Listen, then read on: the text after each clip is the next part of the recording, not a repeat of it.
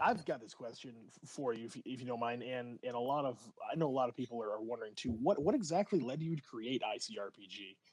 Oh man, what went into that? It's all players. So I appreciate being at the center of this sort of vortex. It's really fun. I can't deny that it's really fun, and it's really exciting to see it sort of gripping. I really did not expect that, to be brutally honest.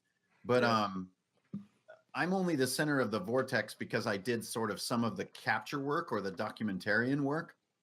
But really, that work, that design work, that came from players. That came from the last 7 years or so, I suppose, to be specific. I mean, I always wanted to do my own RPG like so many of us do.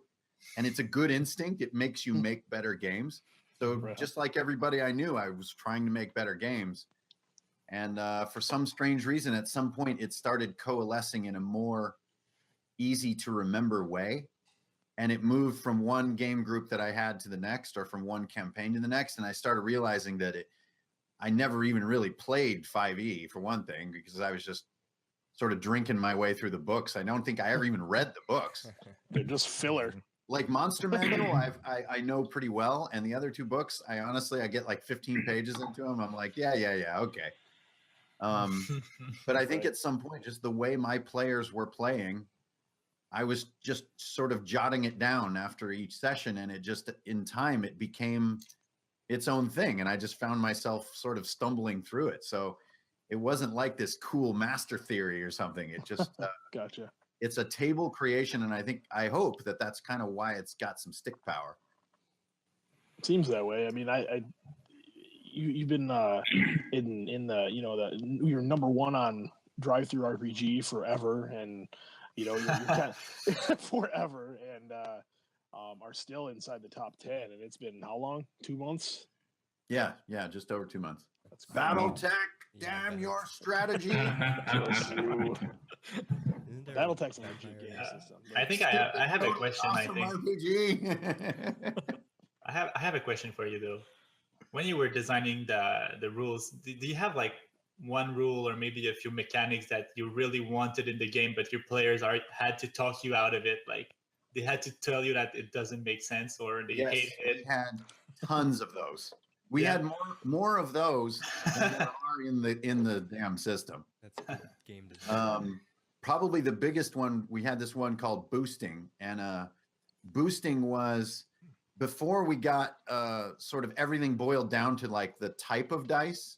Yeah, we were doing quantities, and we were boosting quantities based on sort of maneuvers. Okay. And I really like sort of Fate and some of those other games, but we wound up in a similar situation where you're always trying to talk your way into more boosts. Oh. And it didn't bother me so much as a DM because I like to have players talking. It kind of gives me a chance to lean back. But they found each other like with these insufferable descriptions of what they were doing to get the boosts. Yeah. And I thought it looked really cool on the character sheet, and the word boost to me is really neat, and like it all added up on paper. And at the table after 3 hours of it, you're just like, dude, just swing your damn sword. You don't have to flip again. Right on. So there were a bunch of those little things that were really neat on paper that gave things detail. But I think if anything, what I've been learning is like everyone's tables are so different and every night is so different. It's like almost the less that's on paper, the better. Yeah. And even with adventures and stuff, like I find myself never reading the last 3/4 of an adventure. I read the intro, I see the map usually, and then there's like a picture of some kind of weird thing, and then I'm good. And I never even found out that like, that NPC was a liar or something. I never even get to the end. And so I was trying to adopt all that stuff. So one thing I was trying to do was get the book down to about 120 pages, and that was a painful experience. I bet. You just want to add everything. Goodbye, cool thing. So yeah, the cutting room floor is just littered with corpses. Oh my God. I bet it's like difficult to just just sift through the pile and figure out what's going to stick and what's meant to fall. Well, in the beginning, the hardest skill to learn as a writer is to trust people that are reading. Yeah. It's very, very hard to believe that they're going to grout your tile together with their imagination, even though your conscious mind knows that smart readers are going to do that. And if anybody who reads is smart and engaged, it's like DMs. But it's still hard to like internalize that lesson. But I think that the more you start to accept it, it really frees you up as a writer, because you don't need to put in cool adjectives and describe what happened as the pyramid crumbled. That's what DMs do, and they're brilliant at it. And so all you need is one little bullet point that says the pyramid will crumble. And then it will become an hour of gameplay. Simplicity at its finest there. Yeah, it's just really hard to honestly believe it and to really sort of commit to it.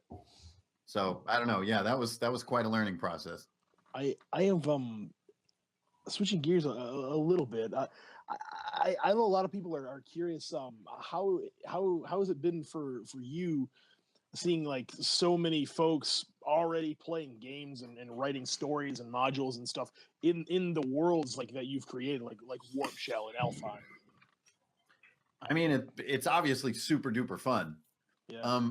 But it's also very, very strange. It's sort of like I don't know. It's like being in a dream and then looking over and like you're sitting there.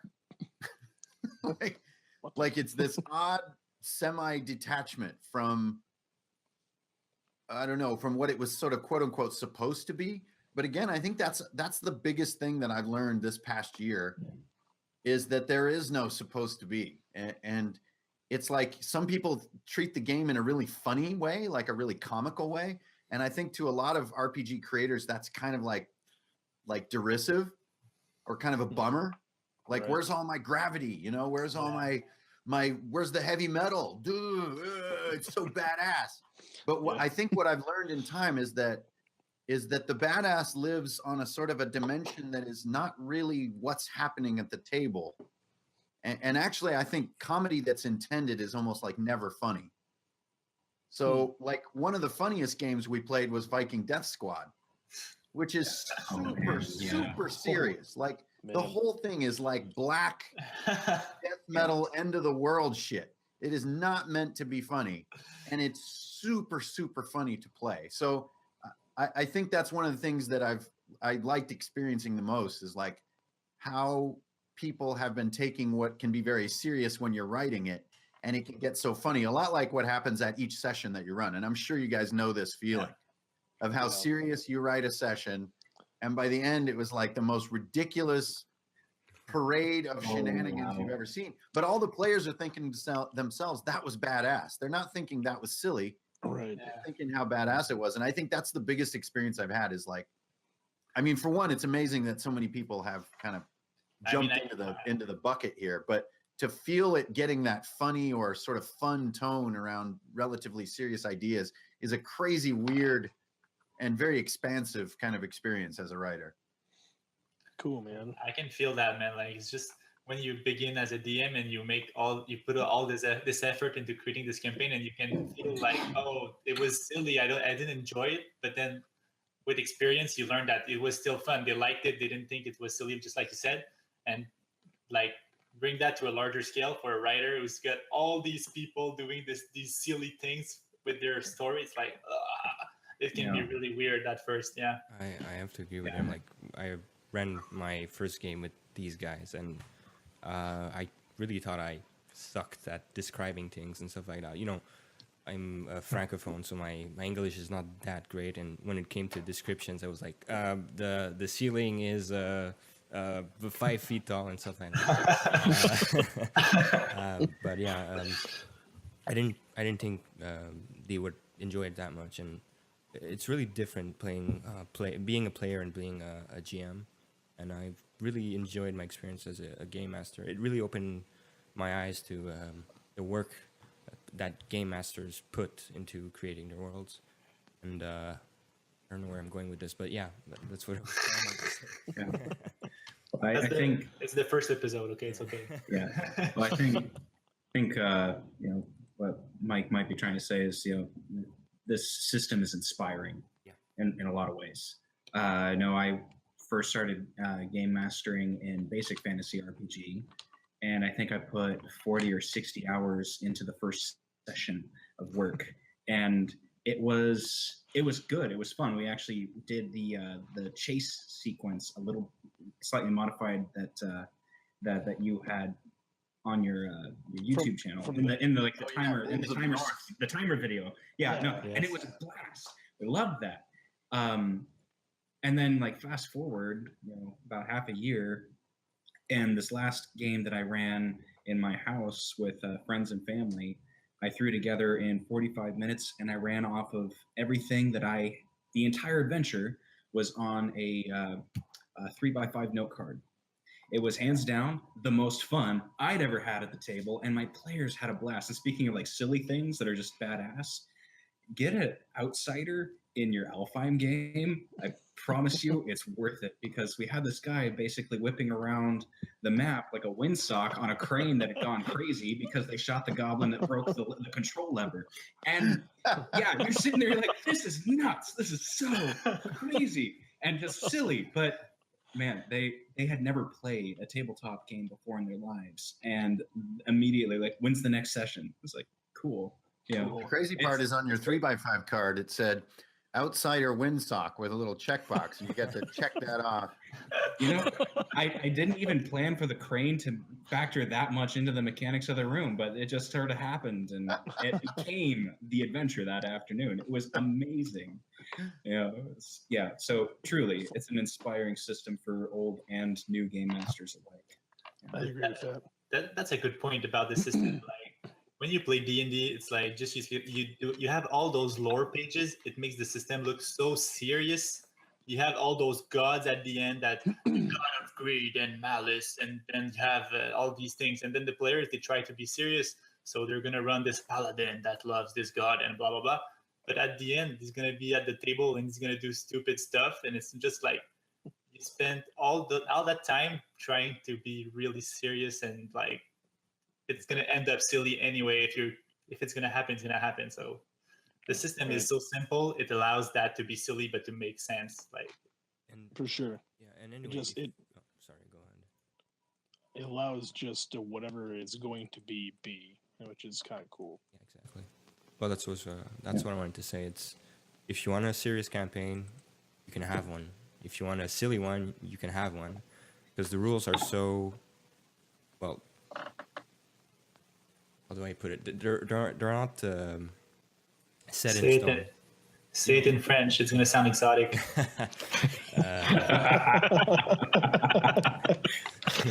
So yeah, the rules are so, you can interpret it how you want, and if it works with your players, then you can do whatever you want with it. That's the fun part with it. I think there's a book. What's the book? There's a class that has books of secrets with no definition. You can do whatever you want with it. It could be anything. That's completely insane. I can understand that people may not like that sort of description of a book. What would you say to those people that are really not rule oriented but structure oriented? Yeah. Yeah, I mean, a few of those critiques have definitely come my way, which is that the best one that I heard was that I kind of package my game like it's friendly to beginners, but in some ways there's so much unspoken that to a true beginner, like a brand newcomer, it could be asking a little much of them to sort of interpret the in-between. And I think that's fair, but I honestly think that question was probably asked from like a hypothetical vacuum. Okay. I may be some kind of humanist or something, but everyone I've ever met is brilliant at filling in little unknown bits. And I actually think that the sort of the reader or the collector who says like, well, I don't like this because you didn't tell me who the gods are. You didn't tell me what the Book of Secrets is really about. And I generally think that, unfortunately, that comment comes from not a tabletop place. I think that comes from this isn't as cool as I want it to be, or I kind of want to drag it down. I really think that I wrote from a place that is for people who are playing once or twice a week, and they want to get down and play. My book is Yes. not very cool as a collector book. It's not very cool to have on your shelf. It's not big and weighty. Honestly, it's so simple you could probably read it once and remember everything and not pick it up again, except maybe for a couple tables. And so it doesn't have that like DCC quality to it. You know, like those DCC books are so collectible and so amazing. But I think if what you're trying to do, like John was describing, you're trying to get a session together, you're not sure what to do, and maybe you're going to throw a sci-fi class in your fantasy game because fuck it, it's Saturday, and oh shit, they're here already. They weren't supposed to be here till 4, and I had too many beers before the session. If you're that person, I think it's a really well-written piece of stuff, and it works really well. But I think that critique of like there's not enough filled in here, I think is more of a sort of a nano troll than it is like a real critique. I agree. Well, from my perspective, it's people that are not insecure. No, I don't want to say insecure, but they need structure. That's how the way I see it. They're not used to. Well, first of all, they might not be good players. That's the first thing that I can assume from them not being able to fill the blanks. But they might not have the imagination to create their own rules, and that's why they prefer to have these strict rules. Maybe that's one of the reasons why D&D is applicable to a mass of people, because there are a lot of rules, and the game master knows all the rules, and it's like this, and it's no other way. That's why games with less like Fate. I know Fate is maybe not as popular as D&D because it's a little bit rule-less. Where am I going with this? I just want to I just want to say that it may not be appealing for people that are non-D&D players, non-rule or category player. I just wanted to say, Hank, how grateful I am for this system. Yeah. Because as I played D&D, I truthfully thought there was something wrong with me, because I just wanted really simple monsters. Well, I didn't copy down all those stats. Hey, thanks. I didn't copy down all those stats. I was just taking, okay, this guy has hit points and an AC, and then I would roll with that. Oh, it's a spider. Okay, he's got a web attack and he's got a bite attack. Poison. Boom. And I always felt like intrinsically there was something wrong with me because I wanted it to be so simple. I didn't want 100 rules on combat. I just wanted to roll a die, beat a target, and make something fun and heroic happen. And you came along. I started watching your videos about a year ago, and it was so validating to hear you say, "Man, homebrew it. It's okay." And I was like, "Oh my gosh, I feel so good about myself for the first time in a long time because I could not get through all these tones." And then you came out with this amazing system that took that awesome high and that feeling to even the next level, with just a basic set of rules that solved, in my opinion, a ton of problems at the table. Each piece, I think, solved a lot of different problems and frankly just makes one of the best games I have ever played. So I just wanted to say along those lines, thank you. And, too bad for those naysayers and their book of secrets. I'm don't not knock sure it before you that try it. I think it's a really common and interesting myth of a D&D DM who knows the rules and plays the monsters as they're written. I think it's a really cool archetype to summon in your mind, and I hope I never have to play with that person. Yeah. And actually, I would say, from the perspective of someone who's relatively new to actually playing tabletop RPGs, I love the genre, but pretty much all of the games that I have run have been with new players, not just to Index Card, obviously, but to D&D itself. And that one shot with the crazy, outsider, whipping around the room, we went from not having characters to finishing a one shot in 3 hours. Like they got through character creation, never having done anything like it before, in under an hour. And they enjoyed it. They all had backstories, and they all played beautifully on the table. So, and part of that was because of how simple. You didn't need to read page through 40 pages worth of spells to figure out how arcane bolt works, and Right. fire missile. It's one sentence. It's barely complete, and it works. It works so brilliantly. I've been blessed with having some fairly creative players at the table, to be sure, but I don't think that from a practical standpoint, it's really that big a deal that there's not a whole lot of information in there. Honestly, I feel like being able to fill in the blanks is a great thing. It's like, well, would this work? I'm like, I don't know. Let's see if it will. And then you roll against the target and see if it works. And then you have fun with it, Yeah. I agree. So I honestly think the system is better for brand new players than for experienced ones, because they don't have the tricks that they've learned through decades of playing that they have to unlearn to, like, well, everything goes against the target. It's like, it's not 3 to 18 points for a stat. It's, you have a modifier, you don't, because all that we care about are the modifiers. What's my saving throw? Just make a con check. Yeah. So simple. Yes. I love not having to go through 6 different saving throws and figure out, like, is this more of a wands and paralysis? Oh, is it persuasion or deception? Or I don't dragon's breath? remember. I don't remember. It's Yeah, and after all so that research, frustrating. you'll always come to the number 14. And then you'll be like, is 14 plus 2? Yeah. Right. Yeah. I can't remember, even though I've got a 14 on everything. Yeah. Yeah. Or it's like, I have a battle axe. What damage does that do? Versus a dagger. And it's like, everything's 1d6. It's all in the flavor text as to what it does differently. And it's so good. It really is. Yeah, it's helped me shake off the rust of decades of having to just, oh my gosh, just the amount of things that I have forgotten since I started using this that I don't need to use ever again. And they're beautiful. Yeah.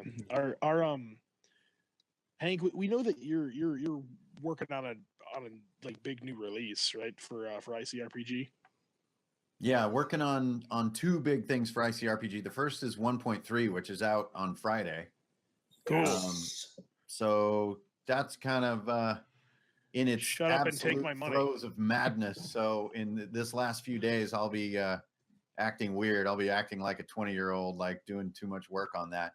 And then Wednesday night, I'm actually doing my final playtest for 1.3, which is that I'm going to run a Theater of the Mind Call of Cthulhu style game. Cool. But using ICRPG, and I've already written that, and it's already kind of mostly sketched into the book.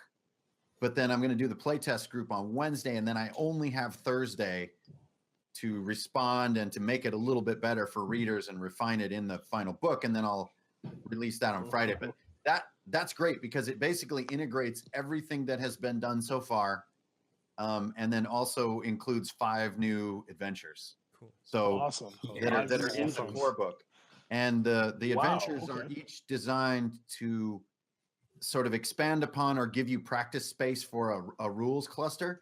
And the coolest of those rules clusters, which I'm just like sort of super cheesing out about, is the vehicle combat. Yes. And that Awesome. took a bunch of people's brains all boiling together. And no matter how cool it got, as you guys kind of saw when we were on the Google Plus group, I was like, Holy cow. okay, that's really cool. Can you say that in like 3 lines of text? I did notice that quite a And bit. it'd be I like, was yeah, gonna okay, that's say, really yeah. cool, but I can't remember the second half of what you said, so it's not good enough yet. And then and it Right. just kept going, and it boiled so far down into this concept called chunks. Okay. And vehicles are made of chunks, and it's really the only thing you need to know about a vehicle is how many chunks it has in it. And I'm so excited. I can't wait to get it in people's hands. I mean, you could play BattleTech with this. Cool. Nudge, nudge. Awesome. For the vehicle question, Yeah. did you actually alpha tested? Did you have a chance to test it, or is it? Yes. So the test for it is the adventure that's included in the book. It's called Speed Kills. Okay, cool. And it's basically it's like a sort of a big tow truck versus some like hover bikes versus some like Mad Max hover cars Nice. on a desert Nice. planet.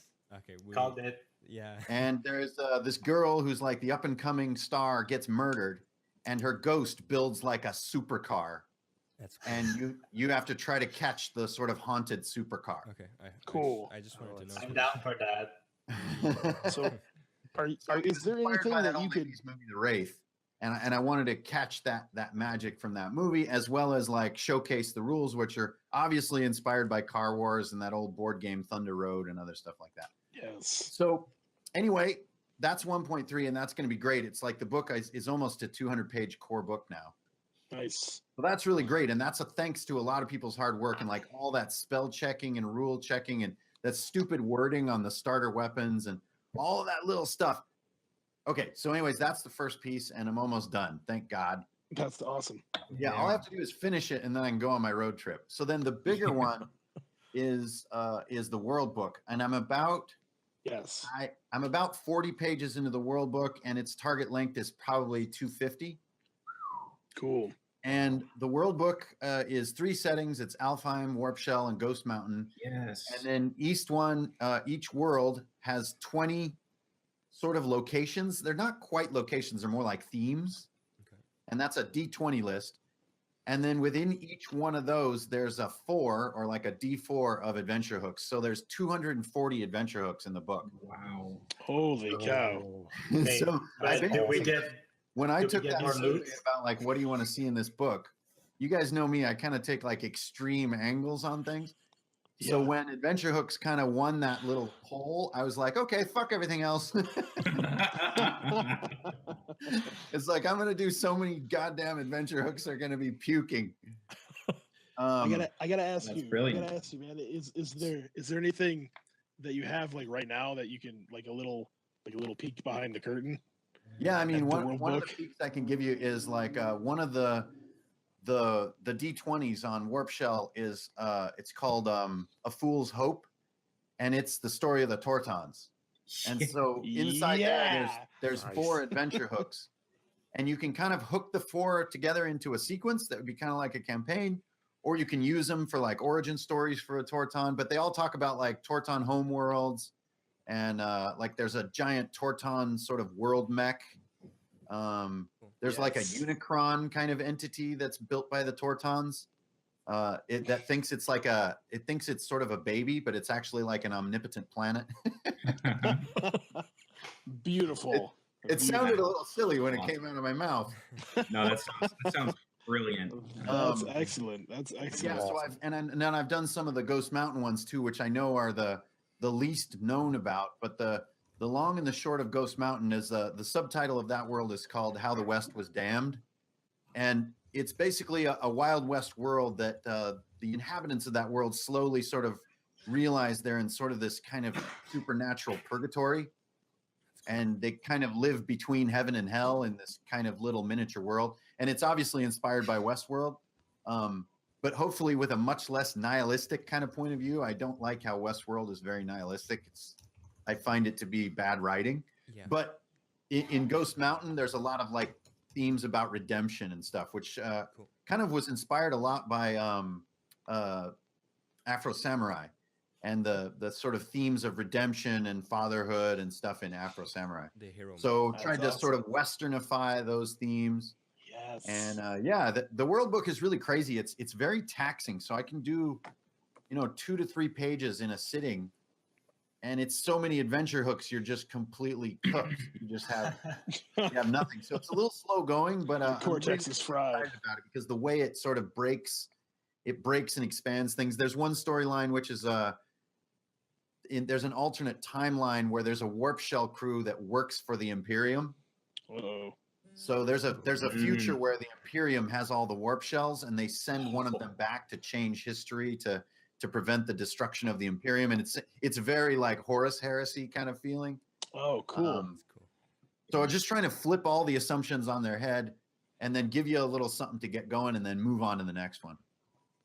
Cool, man. That sounds awesome. We Really can't. does. I can't wait for that, man. Just Yeah. again, shut up and take my money. Yeah.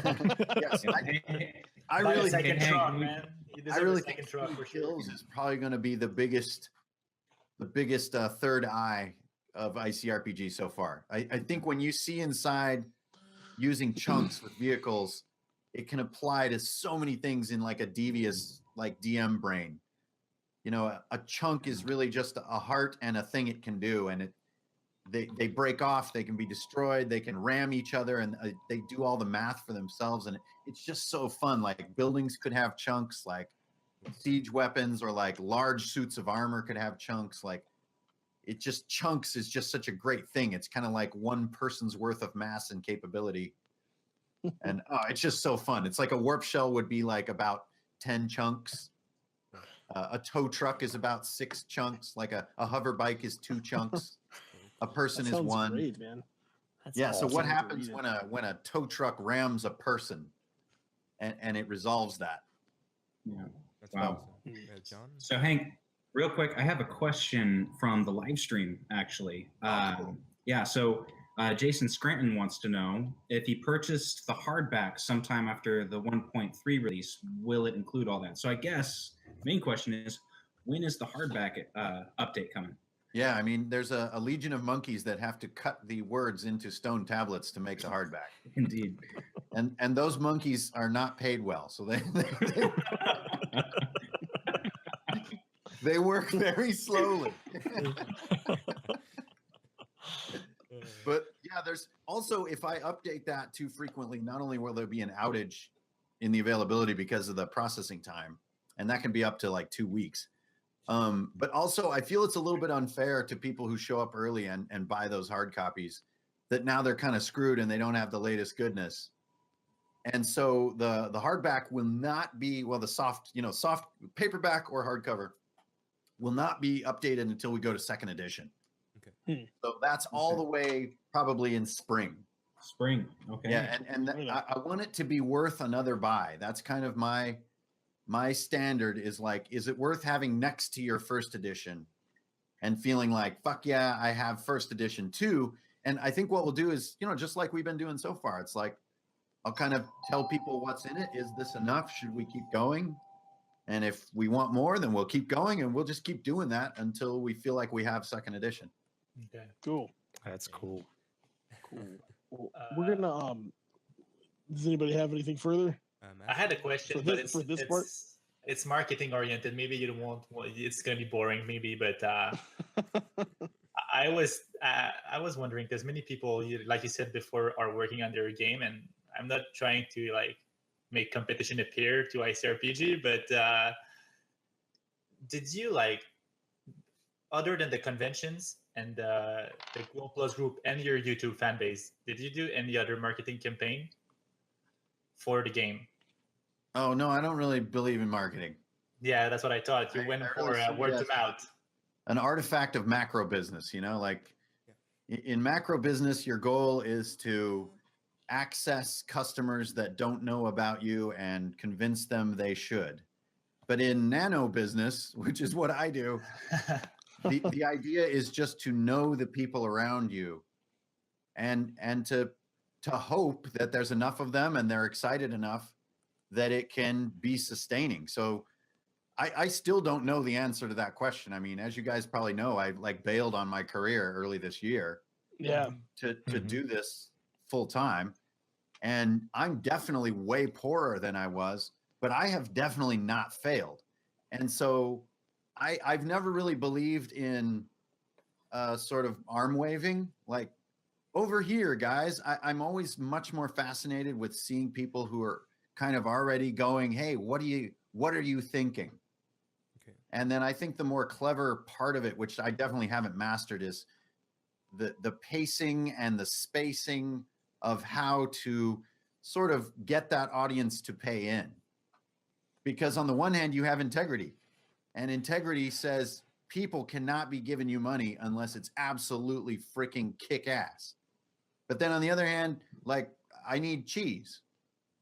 So the cheese and little cheese over isn't toast. free, so I have to buy the cheese. Delicious cheese. And so it's really interesting. And I think the marketing question is interesting because it's obviously on my mind, but I'm just not wired for it, you know? So like the closest thing I have to marketing is like riding my Harley to Gen Con, probably like drinking a bunch of beer just outside of Gen Con and going home. Yeah. So people have been asking me, you know, are you going to have a booth? Are you going to sell books and all this stuff? It's just like, man, that sounds so unfun. And I'm probably a dumbass for thinking that, but I just have to be honest with everyone. Okay. And I think that my honesty sort of is my marketing. Yeah. So No, I really, like that. it sold the book for me, to be honest. Yeah. Yeah, very compelling. Yeah. I agree. No, it's I think you did because okay, I'm in marketing a little bit, but I love the way you did it. It's the organic, authentic way. Like it's not an actual term in marketing, but it's the way I see it. It's the purest form of marketing. Is the word to mouth. People who love it, they're gonna tell. Like I feel like I should go to my game store and promote it for you. That's how I feel about this game. I want to play games with people that I don't even know just because I want them to know the game. That's the best marketing you can get, and you only get that with the best product. Yeah, That's how I feel. And I totally agree. It's totally about quality and not scale. And I think if I can add to that, genuine. I think that's the word, the most important in what he said is, it feels genuine. It doesn't feel like a corporation did it. It feels genuine. And there's errors. There might be errors, but it's still genuine, and that's what's No, cool but about at the end of the book, it's written Wizard of the Coast. I've seen it. He's sponsored. Oh! Exposed. Live. Exposed. it. That's Sorry. Oh, man. but give me a second. I fucked up. Oh, there Excellent. goes that AdSense. So we- Yeah, I can't repeat all that. Yeah, I know. I can't remember it now. Sorry for that.